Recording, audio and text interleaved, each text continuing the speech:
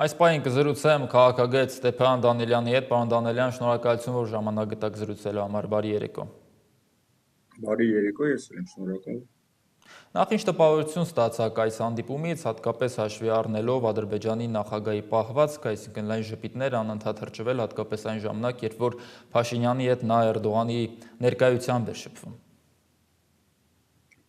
Տպավորությունը բավականին տխուր է, որովհետև ցավոք սրտի Հայաստանի ղեկավարը արհամարհված վիճակում է եւ այդ արհամարհանքը եւ Ալիևը եւ Էրդողանը կամահրանքով բարբերաբար ցույց են տալի։ Սա ստորացում է Հայաստանի համար, որ մենք ունենք նման ղեկավար, որ նման պայելակերպ ունի, որի հետ նման կերպ են վարվում։ Ընդհանուր առմամբ որևէ նորություն չկա, վերջի տարին կամ տարուկես, երկու տարին բարբերաբար նույն կրկնվող սցենարն է, որը եւ անդադ մենք նույն բանի մասին ենք խոսում։ Ինչ է պահանջում Ադրբեջանը, Ադրբեջանի նոր պահանջները եւ Հայաստանի ղեկավարի այդ պահվածքը, այսինքն ըստ էության որևէ նորություն չկա քննարկելու համար։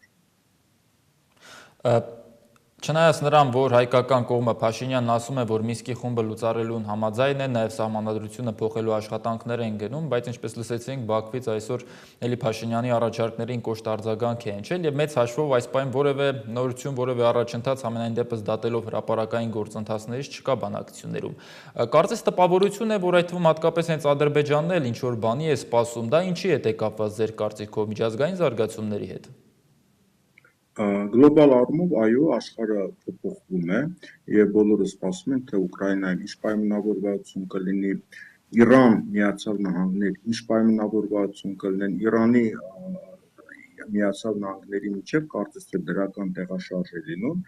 եւ արդյունքում նաեւ մեր տարածաշրջանի դասավորվածությունը կարող է փոխվել։ Բոլորը ակնհայտորեն սպասողական վիճակում են գտնվում։ Իսկ ինչ վերաբերում է Ադրբեջանի պահանջներին, նաև չմոռանանք, որ բավականին բարձր պաշտոնական մակարդակի վրա ադրբեջանական կողմից նաև խոսքեր գնում, որ Հայաստանի զինանշանի ծառայողը պետք է հանվի, որովհետև դա հողային պահանջ է Թուրքիայի նկատմամբ եւ նաև միջև այդ, երբ որ Հայաստանի գործող վարչապետը խորհրդանիշների մասին ելույթներով էր հանդես գալի, որ պետք է փոխվել, դասագրքերում փոփոխություններ են տեղի ունենում, նաև վերջի ժամանակները, երբ որ երկրորդ համաշխարհային պատերազմի գնահատման մասի էր խոսքը գնում, դա նույնպես աշխարհաքաղաքական երանգներ ունի, այս process-ը եւ այս պահանջները Հայաստանի նկատմամբ գնալով ավելի լայն ծավալ է ստանում եւ Հայաստանի գործող վարչապետը գոնե խոսքերի մակարդակով ինքը խոստանում է, որ այդ բոլոր փոփոխությունները կկատարի։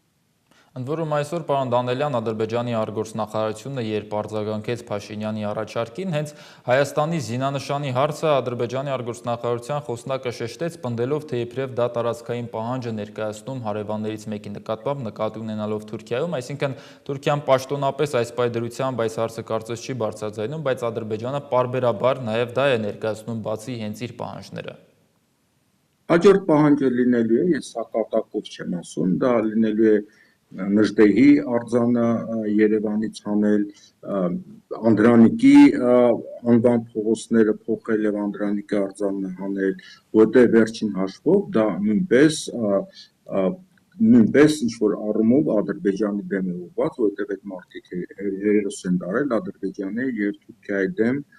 մարտերի ժամանակ։ Բնականաբար դասագրքերի փոփոխության հետ կապված, որ այսօր հիմա սողալով տեղի է ունենում, նաև փողոցների անվանափոխության հարցը կդրվի, արձանների անվանափոխության հարցը կդրվի եւ նաև գուցե արդեն պահանջվի, որ որոշ եկեղեցիներ արդեն Հայաստանի տարածքում նույնպես հռչակվեն որպես ալբանական եկեղեցիներ։ Սա հստակ դենացիֆիկացիայի գործընթաց է գնում, նաև որի մասին չխոսում դեմիլիտարիզացիան արդեն տեղի է ունենում, արդեն զինվորականների են դատում, ըստ էության հայկական բանակը դա ագրեսիվ եւ հանցավոր բանակ է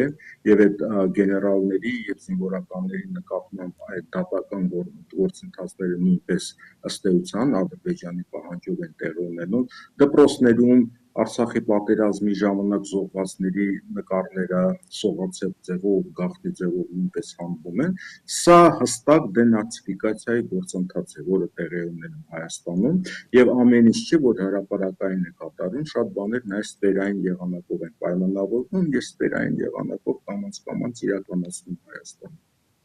Պարոն Դանելյան, նորից անդրադառնալով նրան, թե ինչի է սպասում Ադրբեջան իր գործողությունները հստակեցնելու իմաստով, ոչ միայն ռուս-ուկրաինական բանակցությունների հարցը կա այստեղ, այլ նաև Միացյալ Նահանգների եւ Իրանի բանակցությունների միջուկային ծրագրի հարցում, նաև Իսրայելի դժգոհությունը այդ գործընթացից, որտեղ Իրանին հնարավոր հարվածելու հարցում Ադրբեջանի դերակատարումը կարևոր կարող է լինել եւ դա շատ մեծ սպառնալիք կարող է ստեղծել Հայաստանի համար, տալով նրան գործողությունների ազատություն։ Այս կտրվածքը, այսինքն Մերձավոր Արևելյան այս զարգացումներն ինչպես են ազդում այս պահին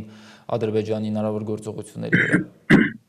Դրա մասին մենք արդեն խոսեցինք, որ Միացյալ Նահանգների եւ Իրանի միջև ընթացող բանակցությունները մեզ համար կենսական են, ես կասեի նույնիսկ ճակատագրական են, եւ հենց Իրանի դիրքորոշման պատճառով դեռևս Սյունիքի վրա հարձակումը տեղի չունեցել, եւ նաեւ Ադրբեջանի Թուրքիայի կողմից նույնպես հետ նահանջել եւ իրենք համաձայնեցին ճանապարհը եւ երկաթուղին կառուցել արդեն Հայաստանի շրջանցող հատվածով եւ երկու Ադրբեջանի միջև կապը ապահովել։ Ըստ էության դա Ադրբեջանի հիմնական պահանջը, որ երկու հատվածների միջև ուղիղ կապ լինի, դա արդեն ոչ լեգիտիմ է սարքում, որ Ադրբեջանը պահանջում էր Հայաստանի տարածքով գնալ։ Մենք բոլորս հասկանում ենք, որ Իրանը ցանկանում է վերահսկել այդ ճանապարհը, որտեղ այդ ճանապարհը ռազմաքաղաքական նշանակություն ունի եւ Իրանը ի վիճակի է դա վերահսկել։ Եթե դա Հայաստանի տարածքով լիներ այդ ճանապարհը, բնականաբար ոչ ոք Հայաստանին չէր հարցնելու, եթե թուրքական զինավուններ տեղափոխվեր դեպի Ադրբեջան։ Ես կարծում եմ այս առումով հնարավոր է կամ ավելի շուտ հույս ունեմ, որ մենք դրական նորություններ կստանանք։ Խոսքը գնում է Իրանի եւ Ամերիկայի Միացյալ Նահանգների միջև բանակցությունների մասին։ Եվ կարճ վերջում, պարոն Դանելյան, Ալիևի եւ Մակրոնի այսօրվա կարճ հանդիպման մասին, որը բավական ջերմ մթնոլորտում անցավ, դատելով հրապարակային կադրերից այն դեպքում, երբ որ երկու երկրները վերջին 2 տարում ինչի մեծ ասես իրար որ չեն մեղադրել։ Այս ջերմ հանդիպման փաստը ինչի մասին է խոսում ձեր կարծիքով։ Արդյոք նրա, որ ամեն դեպքում անկախ ամեն ինչից Ֆրանսիայի եւ Ադրբեջանի մեջ շատ լուրջ հարաբերությունների ճգնաժամ կամ խնդիրներ չկան։ Եւ Ֆրանսիայի եւ Ադրբեջանի համար առաջնահերթը տնտեսական շահերն են եւ տնտեսական հարաբերությունները։ Ակնհայտորեն Ֆրանսիան ունի շահեր Ադրբեջանում, խոսքը նավթային եւ էներգակիրների մասին են եւ նաեւ Ադրբեջանը ունի բավականին զգալի ներդրումներ Ֆրանսիայում։ Ինչպես մենք տեսնում ենք Միացյալ Նահանգների օրինակով, Սաուդյան Արաբիայով, Էմիրատներում եւ այլն, առաջնայինը տնտեսական շահերն են եւ նույնիսկ այդ տնտեսական շահերի առումով Միացյալ Նահանգների եւ Իսրայելի հարաբերությունները որոշակի սառեցում են ապրում։ Նույնը վերաբերում է նաեւ Ֆրանսիային եւ Ադրբեջանին, իրենց համար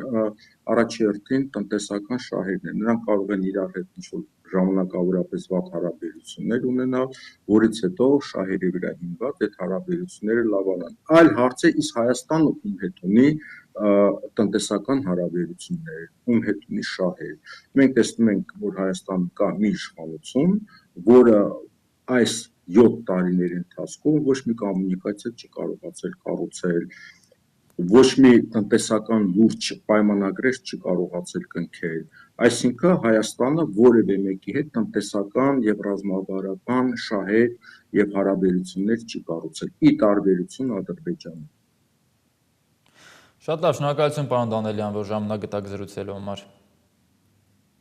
Եղավ, ես էլ եմ շնորհակալ։